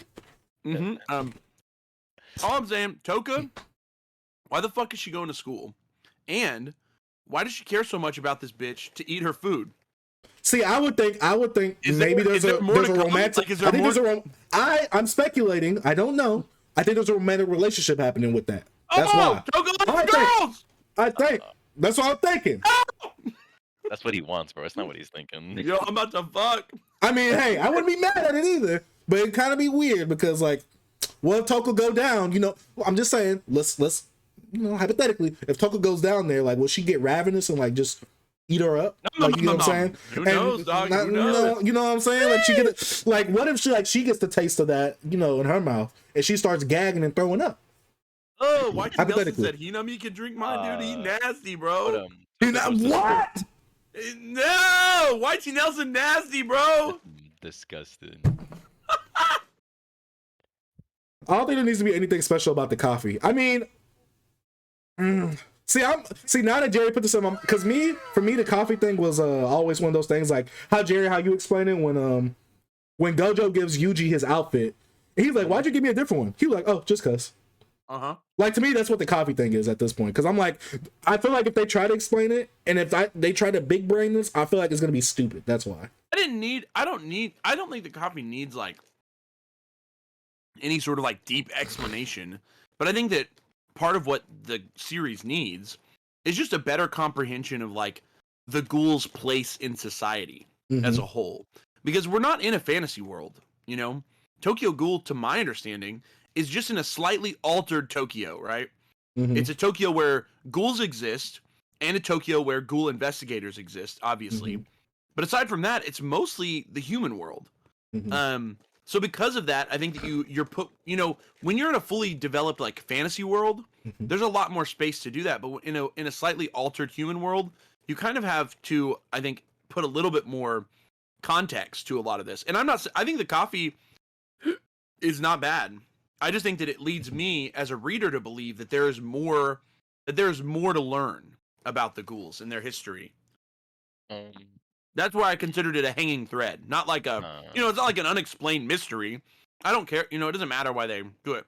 To me, it's a hanging thread that leaves the reader thinking, what else is there, So, Jerry, I have to ask you, right? Obviously, Matt knows, and Owen and Cass. I have to ask, if there was no explanation for the coffee, or like ghoul, or we look into the ghoul history, like if that's all in Re, would y'all be mad at the ending of Tokyo Ghoul if that would have just stopped right there? Like, would you feel unfulfilled? If they didn't talk about the coffee? Like, if they didn't, like, explain the coffee or the ghoul history, like, how, Yeah, like, it get into the intertwines ghoul. with the If they coffee. explain the coffee, I wouldn't really care. But if they did explain, like, more ghoul history, then I probably would care. Because I'm assuming that they obviously explain that way more of how the ghouls got onto Earth. I mean, I kind of saw coffee as like a means to an end for like their survival. Really, that's really like nothing more, to be honest. But see, the thing Like, they is, spend a lot of time on it because like Ken barely can survive, dude. He's literally starving himself to death. So this is like what he has to do to survive. I feel like this is just the author's like trump card. Like they can drink Mm-hmm. coffee at least. But it's also like a sense of like necessary like survival, like realizing that like your life is changing. You have to adapt. You can't just like sit back and not. So it's kind of like that buffer period for him, where it's kind of like, like you can last on this, and we only doing this for him. But eventually, you just got to go straight human. Like you can't last on this coffee for too long. He says it all the time. He's like, this coffee can only do so much for you. Like you will have to eat eventually. Okay, so it just gives him that buffer time to kind of adjust. And obviously, for us as a reader, we know that he's not just going to go straight into just eating humans. I mean, I will say I did like the aspect of when he had to get himself stronger, he had to take a bite of Amon in order for him to get his Kagune, kind of not full strength, but get it a little power up, a little juice to get to going. But to get back to Jerry's point of Toka going to school, I don't know if they cover it. I don't know if they cover that in the chapters, but she does talk about it, like wanting to be. She is jealous of humans. I don't know if anyone said that in the chat, maybe, but she does minorly, like I don't know if she minorly or majorly covers, but she talks about like there's all these goals in the world, not all of them want to be forced into this life. So some people still want to live a normal life, although like they've been forced into the ghoul life, like And that again, kind of goes back to how I've seen the coffee, like connecting back to their humanity that they have left inside of them, although they are completely different people. Yeah, and I mean,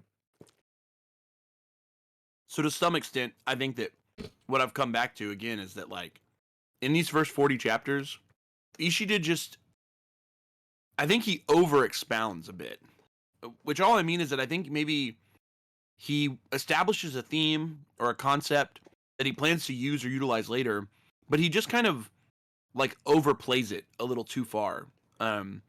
And I think that, with those three kind of hanging threads, and now knowing kind of the future of the series a little bit without spoilers, it seems like to me that maybe I think his narrative was a little, the word I'm going to use is cluttered. And all that means is that there was a lot of dialogue and text and context and setup that we could have gotten in a more if he had cut it down a little bit, he could have still got the same point across, and we could have still understood that. But he used like a lot of paneling and a lot of space that I think that was just a little bit superfluous. You would say he spent like a little bit too much time on it, even though it's Correct. supposed to be what's the word? Yeah. Like touched upon as like soon as possible. Right. And I think that he gets.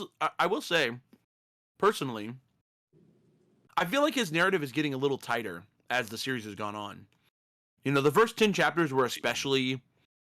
I felt like were especially like almost again too superfluous, but you know, as he gets on, he's getting a little tighter with what he wants to accomplish.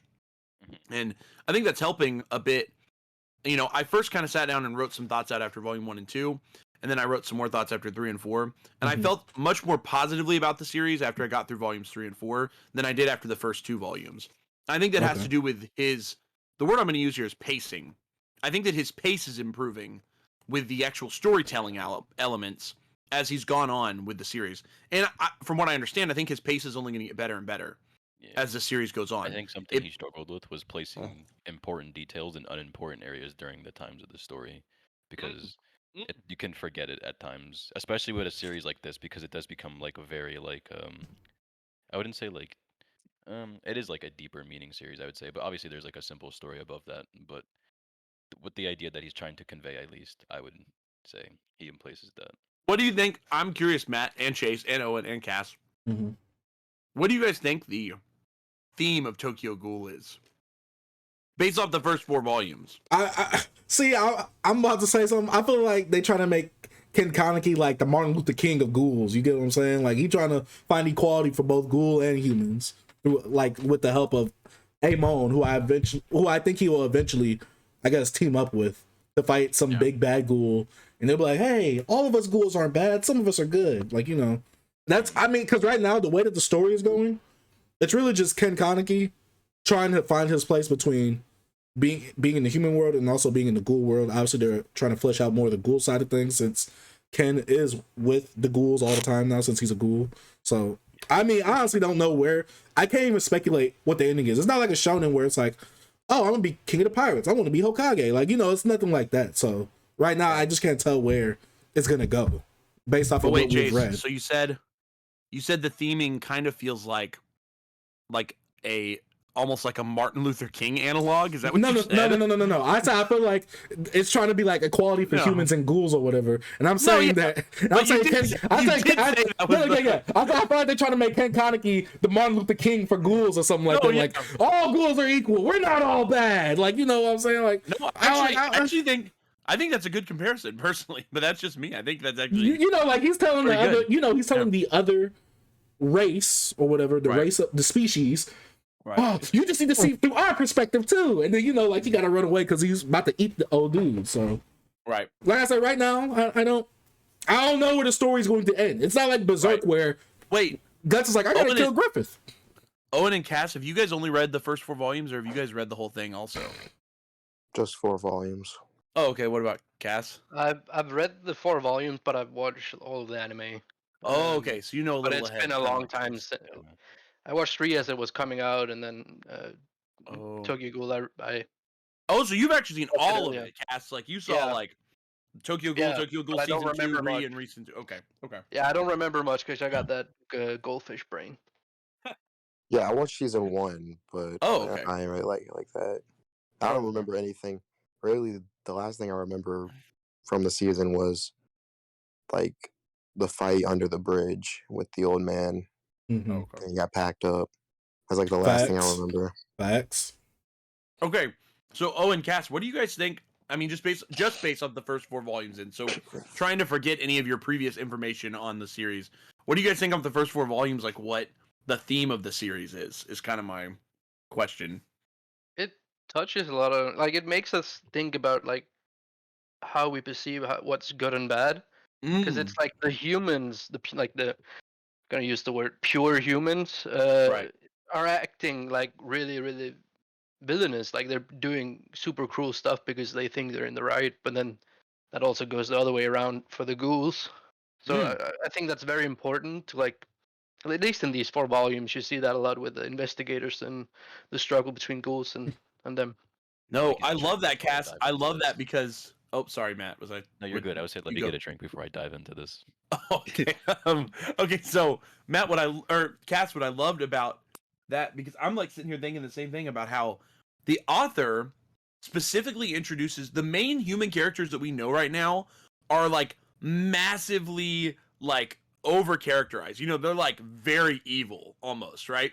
Because we as a reader, like, we have to believe that that's the antagonist, even though we're humans. As readers, we're humans.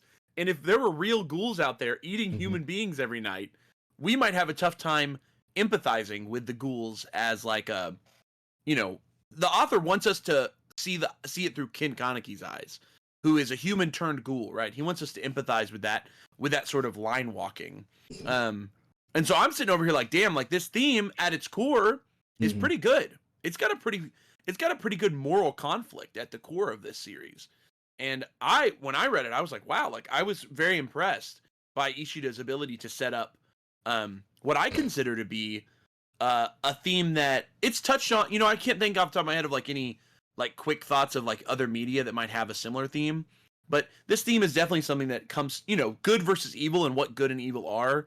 It's definitely like a prominent theme in a lot of comic books, a lot of manga, a lot of things like that, right? Like it's a prominently used theme, but I like the way that Sui Ishida takes it in that this over antagonization of the human beings and the sympathy of the ghoul characters, so that we can establish and better understand the multiple perspectives. But Owen, what'd you think, dog? I mean, y'all pretty much nailed it. I kind of think the same way Cass and Chase was thinking, just like how it's kind of showing like no matter like what you are, even if they eat the same, do different things every day, have to live a different life, you're still basically all equal. Like, damn, in a way. Yeah. All right. The same thing with, like, ready. I'm ready, baby. Would you do the same thing? Right. It was pretty much, yeah, y'all pretty much nailed it. PK said, just brought up. Yeah, yeah. You seems got it, very Chase. close. Yeah, he says, Jerry, the theme seems very close to Attack on Titan. Yeah. And I agree, actually. I hadn't thought about that until just now. Hey, there's actually some very similar theming. Jesse asks, are we open to starting this is for later on, obviously, but are we open to starting a different 4-volume series, or are we just going to read TG? I think you should finish this, then you could think about doing that. Yeah, let's just keep doing like a sequel too for this. Let's just keep doing 4 volumes a week on Tokyo Ghoul until we get through it. We should be done before the end of the year, and then we can switch to a different show after. Tokyo Ghoul and Re, or just Tokyo Ghoul? Yeah, Matt, what do you think? What do I think? I think, dude. Do we need to read it all? Oh no, I'm about to say, yeah, they're gonna say he gonna say for us to read it all. Dude, but you have to read it, else it's just not gonna make sense. Exactly. See, that's what I'm about to say. He's about to say it's a must. No, you're gonna be like, oh, this is so bad. And be like, well, yeah, there you go. There's a sequel. I don't know what to tell you, man. But do you feel like we should be able to judge a series like Tokyo Ghoul just off of its first half? Because literally the second half is named something different. Like, you know how we have Dragon Ball and Dragon Ball Z, and how we could rank those two differently? You know what I'm saying? I mean, like, would you rank like Naruto and Shippuden as separate? I mean, yeah, you would. So I mean, if I'm talking anime wise, but also in the manga, it's, you know, in Naruto's manga, it's all Naruto. But with Tokyo Ghoul, it's literally 2 different manga series technically, but it's the same, the same universe, same continuity, and all that type of stuff. Yeah, so I kind of compare that. Okay, so I would say Tokyo Ghoul is kind of like a Dragon Ball and like Dragon Ball Z. You know, was it split up just in America like how Dragon Ball Z are, or no? Is it was split like, up in Japan. Oh, it's purposely like that in general. Yeah. Okay. Didn't it move magazine too at some point? I think so. I think you're right. Let me see, but I'll double check. I think probably. Well, yeah. So that might be why they split it up. So to cover some themes while he's doing that, I guess what they were covering, you know, the sense of justice, like what is justice? You know, justice is the viewpoint of the person who is committing what they see like right in their eyes. You know. Okay. So it's all different depending on the point of view, and point of view is like the most important thing in this world. I guess a sense of like a tragic hero kind of developing out of Kaneki. You've yet to see it, but you've seen like hints and like spreads upon it. You feel like he's forced into this thing of becoming a goal, and there's something bigger to happen. You know, like this wasn't by accident. This was planned. You know, like kind of makes you think. You know. It does. But and the world has yet to really like cover up that, you know. But like Yeah. I always compare this to Attack on Titan, like PK was saying, you know, a boy who's forced into something and like forced to become something bigger than what he wants to be. But it's something that's like a choice because someone forced that feeling of like hatred or like desire into him, you know. So he's forced to take on Chase, that role. So just for clarification for everybody, okay, this is honestly kind of wild to me. So Tokyo Ghoul and Tokyo Ghoul Re both ran in Young Jump Comics Weekly Young Jump, so the exact same magazine, and there was only a 1 month break between them. So like Tokyo Ghoul completed on September 18th, 2014, and Re immediately started October 16th, 2014. So like the series really did not, you know what I mean? Like I mean, yes, he took a little break, but I believe, to my understanding, there's a time skip in storyline, right, between the two. I've never read Re, but like, does it? I don't know. I wouldn't say there's like I can't even like say there's a time skip. Maybe like a small time skip. A small time, okay, but not much. Okay, well, so besides it's not. the point, So is it something like Black Clover's time skip, Matt, or is it something closer to One Piece's time skip?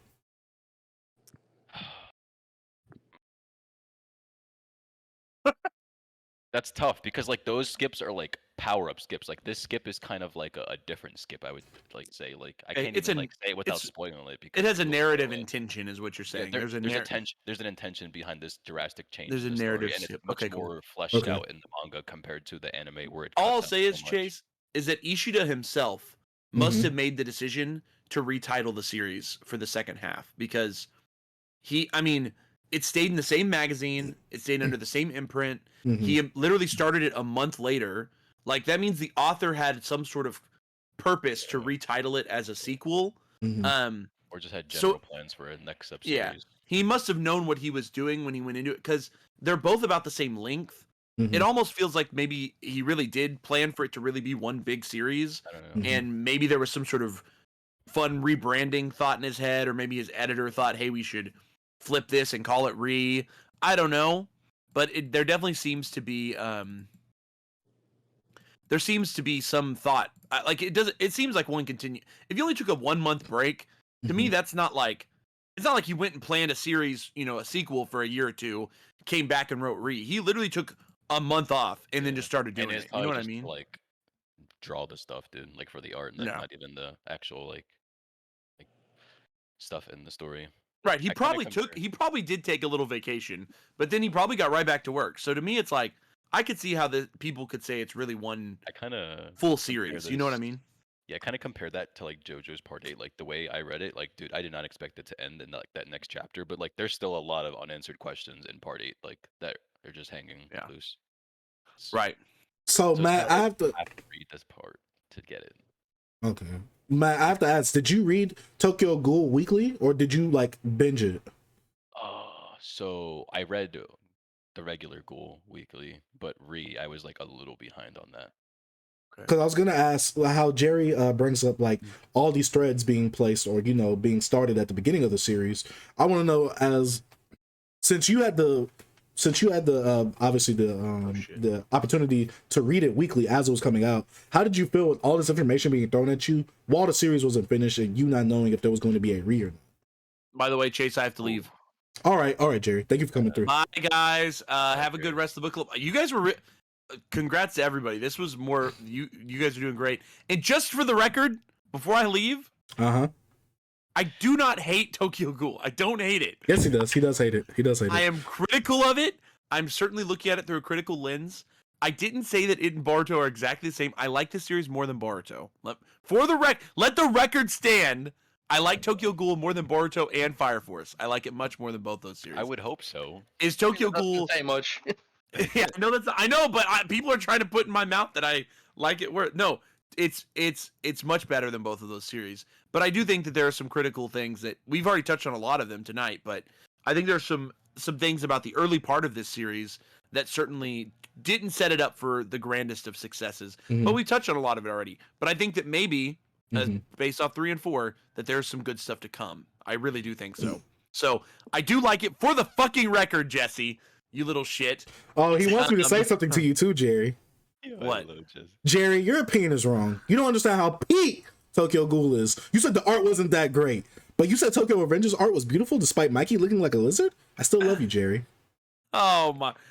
Okay, let me address all of that really quick before my opinion is my opinion, so fuck you. I do understand why people perceive Tokyo Ghoul the way it is and why they might like it a lot. And I do like the series, so fuck you, Jesse. The art struggled in the beginning, but he has gotten progressively quite a bit better. I think he's gotten a lot better by volume 4.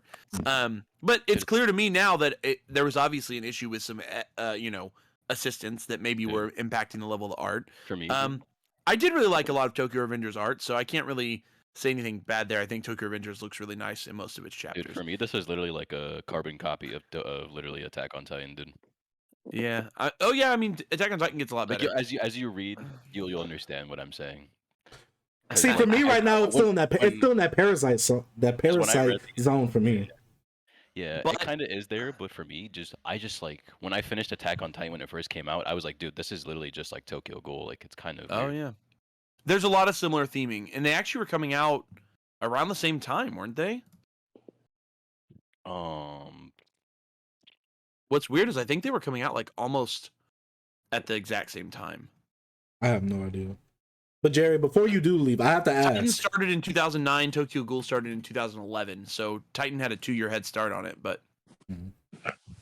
what, Chase? I was gonna ask, based off the 4 volumes of reading, are you excited to read more? Should be. After volume 1 and 2, if it had not been for the book club, I would have dropped the series for sure. It's not the most interesting thing I've ever read. It's not really like my favorite thing I've ever read. I like it more than Fire Force Boruto, but I probably would have dropped it. After volume 4, though, I think that it has a lot more promise. 3 and 4 helped to make the series a lot more fun for me, and at least set up a lot more of like a cool concept with the gourmet, some of the creatures design, some of those things. Those are things that I really like in some mangas, is when things just look gritty or nasty, or things look really. So I just felt like that guy that he fought in the little arena, the ring. I thought that guy was really well designed. There's some other designs in there that I've really kind of liked in 3 and 4, especially like Amon and Mato's weapons. I thought those were cool. What do you call those weapons? Kinke or something like that. Oh yeah. I thought those were cool, that they are harvesting ghouls to create king. I thought, see, some of those concepts aren't even introduced until volume 3. So I felt like that, like volume 1 and 2, I almost would have dropped the series, and I'm happy I read 3 and 4 for the book club. I'm more interested to read more than I was after the first 2. And I will totally defend Soul Eater at a later date, because I actually really liked Soul Eater, at least the first 4 of the perfect. Dude, I'm about to go Chris Brown on you and take you down if you defend Soul Eater. I like Soul Eater. me and Jerry talked about Soul Eater that one Saturday. See, yeah. I can't fault Jerry. I just said that the anime looks ashy. It looks ashy. That's all it is. I liked the manga. What I've read of the manga. Again, I've never really watched the anime all the way through, but I liked what I've read of the first. I read the first 4 perfect editions of the manga, and I have had a good time with it. But I can only just say that I really liked it. I do notice some of its like narrative faults, but I still liked reading it. While Tokyo Ghoul, I didn't like reading it that much until it got to about volume 3 or 4, in which case I was having a lot more fun. But I also noticed some of its narrative faults as I was reading as well. But that's just a personal, I just always notice. Have you ever read the first no matter what I'm reading? Attack on Titan volumes? Yeah. Like I've only watched the anime of Attack on Titan. I've never read the manga. So read the first 2 of that, and then compare that to Tokyo Ghoul, and let me know what you think. I probably would have a shit time with that, because I cannot stand his artwork. Oh yeah, I literally want to puke. I hate his artwork to all hell. Ishida's art is definitely better than. I think that Wit Studio saved Attack on Titan because they made it look gorgeous compared to the shit that man was drawing. I mean, it was his first manga series, but I would say there's definitely like art development. But you can also say like I would hope there's like development in the art. I can only imagine. You spend that long with, You guys know the like prominent rumor is that like supposedly Hajime Isayama like took his name, which is the like a rough version of Attack on Titan. Supposedly he took it to Shueisha and tried to pitch it for Weekly Shonen Jump. And Shonen Jump was pretty much like, bro, your shit looks like trash. And they pretty much just shit on him. And they told him, like, no, we're not going to take this. Which I'm sure Shueisha definitely regrets now because the series ended up being a massive success. But it's still just funny to me. I can understand why if someone looked at that, they'd be like, no, this is probably not right for us, dog. I think it's a bit unfair, to be honest, because people are eating up JJK like candy, so... Yeah, I mean, nowadays, I think people are more loose with artwork. They're willing to allow a little more stylization in their artwork with manga. You know, like, if something looks a little bit more abstract or, you know, I think people can kind of dig it. Back then, I mean, look at Chainsaw Man. Chainsaw Man has a very, like, it is heavily stylized as a manga, and it's wonderful. You know, it's one of those things, it's like, his artwork is beautiful, but it's also, like, it's not very standard. Does that make sense? Yeah, I feel what you're saying. It's very distinctive, kind of like art. Yeah, he's got a very distinct look to when you're looking. What's the guy? Fujimoto. When you're looking at a Fujimoto work, you're like, okay, this is him. Like, you know that's him. Like, his work is very specific. I do think that maybe JJK's artist is a little like. I haven't read the manga of JJK. The anime is all I've seen of it, and the anime looks really gorgeous. But I've seen some panels, and I could see why someone would be concerned about the artwork in JJK. There's some very down parts where but he stopped after he did take a break. And I actually did read it. So I keep up with it now. So I read it weekly. And I would say his art's about it's about average right now. Okay. I just feel like it's better now than when he started, is what you're saying. No, I would say nah, not really. Oh, it's not that much better. It's not that much better. I would say it's a little bit better, but I just feel like the way he draws his characters, maybe I just don't like it, honestly. That makes sense. Like sketches from a textbook. It just doesn't look very finished, even when he is done it, and it's not rushed out because he is past that break now. I just feel like it's not very polished. Maybe he just doesn't care to make it polished. That's what I'm thinking, honestly. Yeah, maybe that's some. Maybe that's how he wants it to look. You know, I could be wrong. Yeah. That's what I'm saying. Sort of like Fujimoto's doesn't look very polished per se, but it looks good. I will say it does look polished. It just looks very also intentionally sketchy, or there's this sort of intentional almost movement to Fujimoto's images that appear. So since his series are such action packed, it's also a very hard. It works. Try to change it, but it works perfectly with what he's trying to convey. Yeah, you're right. So guys, I got to step away. This was a lot of fun, and I'm excited to read 4 more volumes for next week. Yay. All right. So was 4 volumes too much? I thought it was the perfect amount. No. I read it all this weekend, and I knocked it out. I didn't think it was too hard. Yeah, I think it took me 5 days to read 4 volumes. Yeah. This next section, we have to read up to chapter 79. Yeah. Oh, let me see. Chapter 80 starts. Okay, boys, I'm gonna go watch Dune. Bye. Yeah, go ahead. Go. Bye, Jerry. But yeah, we have up to chapter 79 to read. Okay. But yeah. This is where the series. So basically the same amount. We got 1 extra chapter. Yes.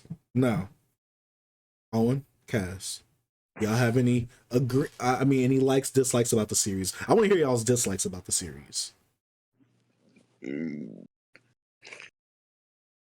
I have one. I don't like the main character too much. He feels very shallow. Also the fact that he basically fell for the "get in my van" kid in volume 3. Yo, I'm dead. I will say he the kid that would been kidnapped by a pedophile. Oh, you're talking about by EDP? Yeah. He would have been getting that cupcake. You would have gone in that car.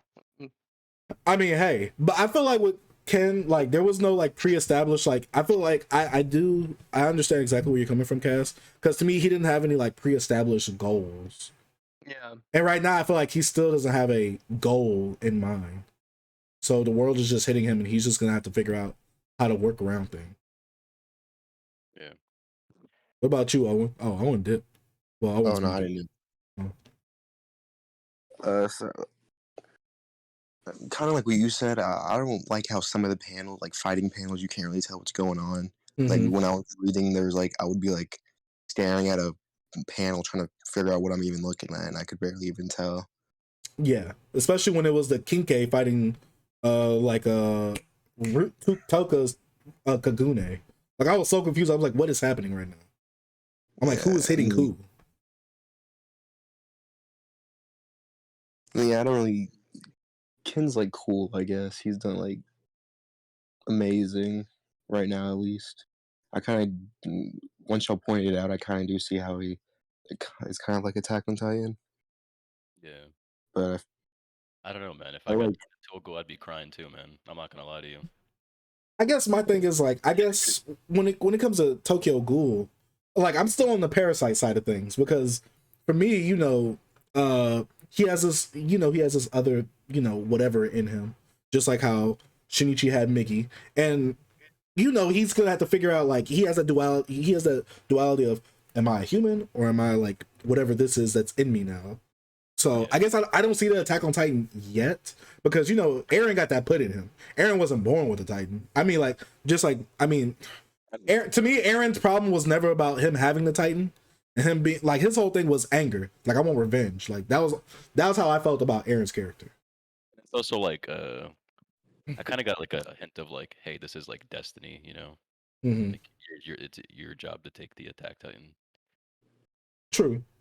But then again, then I have to start thinking about all the stuff that happened at season 4, part 2, which obviously we won't talk about. We won't talk about on stream, but that just confuses me all over. But from the beginning of what I've gotten from each of these series, I feel like Kaneki is more of like a Shinichi type character, where Eren's like a loudmouth. He has that goal of I'm going to take out all these Titans. This is before he even knew he had the Attack Titan in him, so.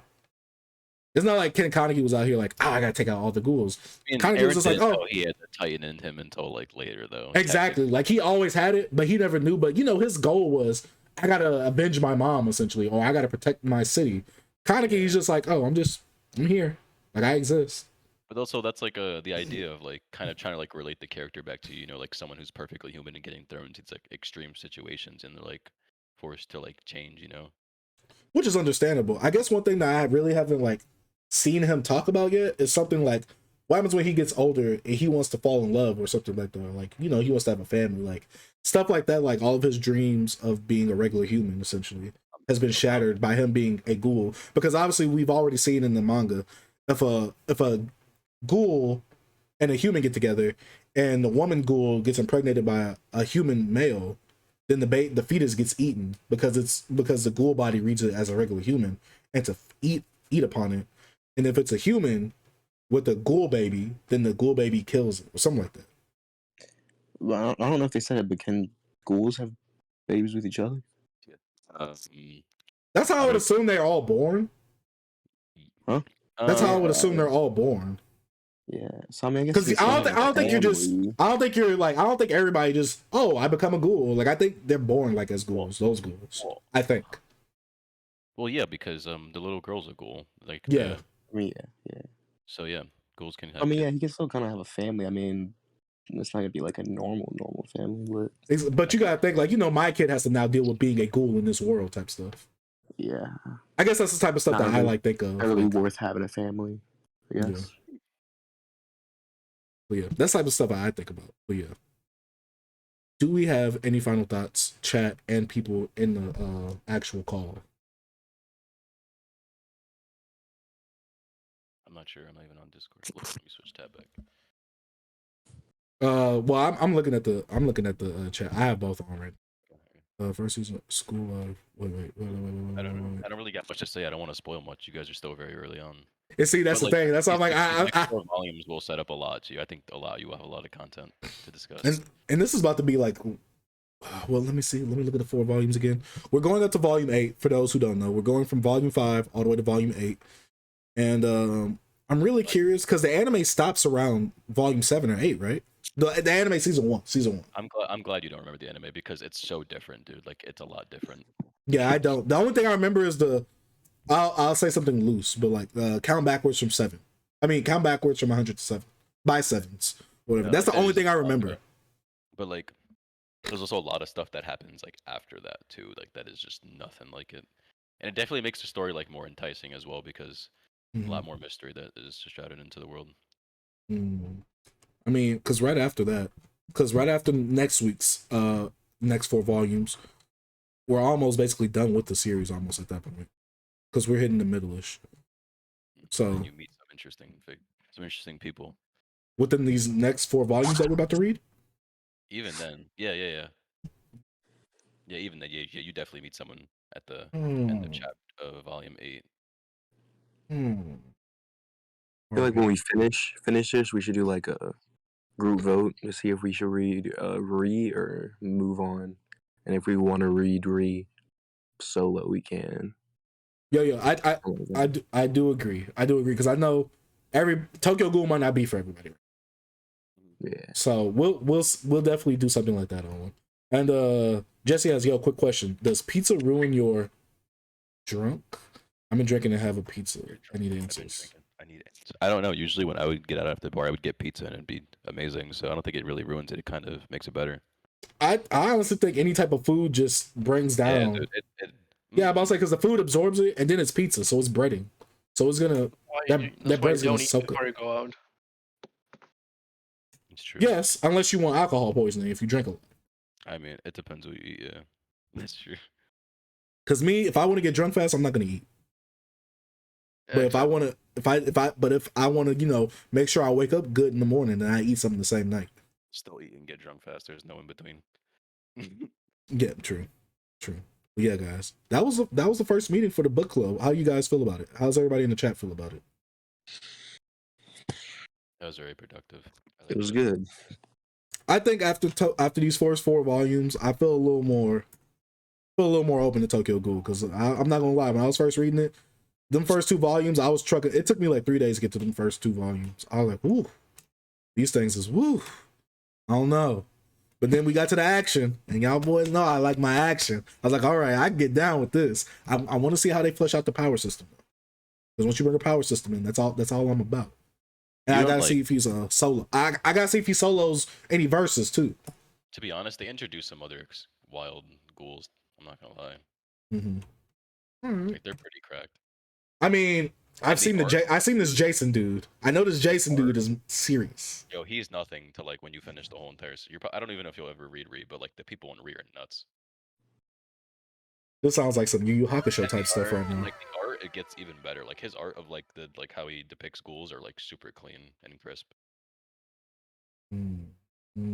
Oh, Jesse, the stream ending? Yeah, I gotta do a little grinding. Yeah, this stream was just for the book club itself. But yeah, chapter 25, Ken was dope. Chapter 25, what happened to chapter 25? First two volumes are mid. Like I said, TG has shown a series. This guy's insane. What'd you say, Matt? I think chapter 5 is when he's crying in front of Amon. He's like, "I don't want to be a killer." That's one of my favorite panels too. I think one of my favorite panels is the one where Amon is like thinking about like how, what's his name? Thinking about how what's the Amato, when he thinks about Mato's death and how it's affected everybody around, all the people around him. He's like, yo, I gotta get these ghouls now, because you get where he's coming from, but you also get like in the grand scheme of things, like the bigger picture, like y'all are just fighting the same battle, just on different sides. Something that's always so like interesting, like what is true justice? Yeah, exactly. I really think it was dope. When Kanki changes is when they understand him. There's a lot that goes into that. Oh god, I don't know what that means, but hey, we out of here. Y'all got anything else we gotta say before we get out of here? Nah. Cash, you got anything else? What'd you say? Read the holy text. Oh my god, what is the holy text? Cass, please tell us. Super X zeros.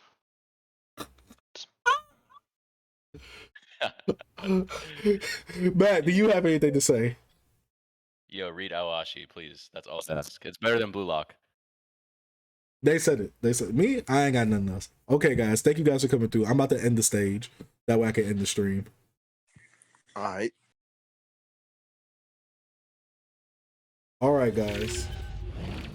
That is it for the first book club meeting / reading for Tokyo Ghoul. Like we said earlier, we're going to be reading for the next reading, and we're probably going to do it around the same time next week. So next week, Tuesday, we're going to give you all a week to read 4 more volumes. We're starting from chapter 40, volume 5, to chapter 79, which is the end of volume 8. So don't forget, read it. Make sure you read it. That's a volume. You can read a volume a day. That's 4 days. You got it knocked out right there. But yeah, guys, this will be available on the second channel as well. Just in case you guys do miss it or you're not caught up and you want to hear the discussion, it'll always be there. So great time. We'll meet up again next week. Thank you guys for coming through. Love you guys. You cuties, stay safe. Love you. Oh my God. But yes. Yeah, I don't know what else to say. Be in the Discord. The Discord is open. So discord.gg/thedarksage. Able to join it. You can join the book club easily. Thank you guys for watching. Dark Sage out. Peace.